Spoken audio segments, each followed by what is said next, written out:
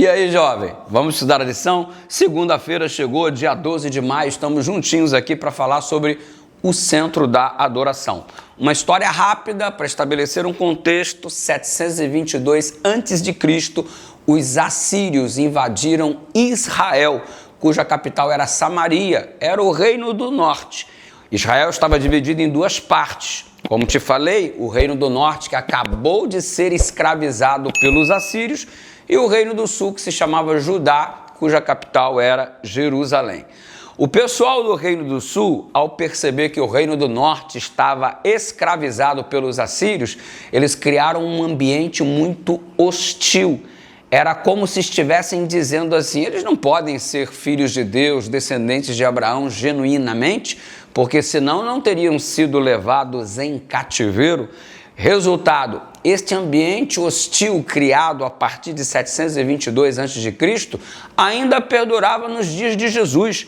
E para você ter uma ideia de como a coisa funcionava, os samaritanos eram tratados como verdadeiros porcos imundos, a quem os judeus nem direcionavam a palavra, não tinham a coragem de cumprimentar, se sentiam depreciados se tivesse que se aproximar de algum samaritano. Judeus e samaritanos não se entendiam, apesar do grau de parentesco.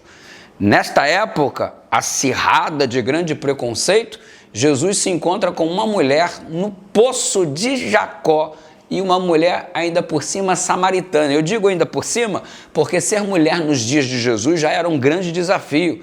Elas não participavam do trabalho da sinagoga, tinham que ficar do lado de fora, eram colocadas num piso de nível inferior para mostrar quão inferior elas eram. Mulher era tratada sem dignidade nos dias de Jesus. Aliás, ninguém tratou tão bem uma mulher naqueles dias como o fez o nosso Salvador.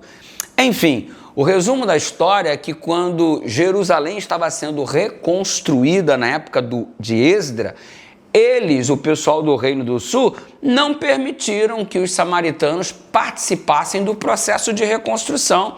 Resultado, eles construíram um templo lá em Gerizim.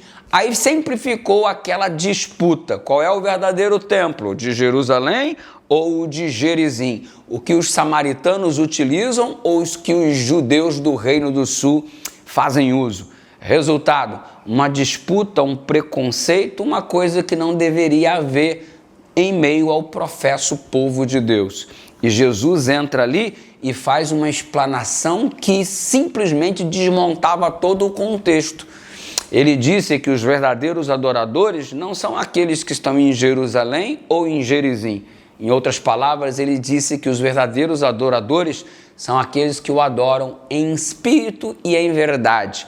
São guiados pelo Espírito na verdade da palavra de Deus. E parece que nenhum e nem outro, com essa disputa e preconceito, estavam vivendo em espírito e em verdade. Jesus levou a salvação àquela mulher que se sentia um lixo, fez dela de lixo luxo, porque é assim que Deus faz nos sentir quando estamos vivendo em comunhão e na presença dele. Enfim, se você é um adorador de Deus, você é um luxo, nunca um lixo. Pense nisso em nome do Senhor. E em espírito e em verdade o adoremos. Ore comigo, Pai querido, ajuda-nos a sermos adoradores de verdade, e obrigado porque mais importante do que o lugar é o propósito. Ensina-nos e amadureça-nos nesta direção em nome de Jesus.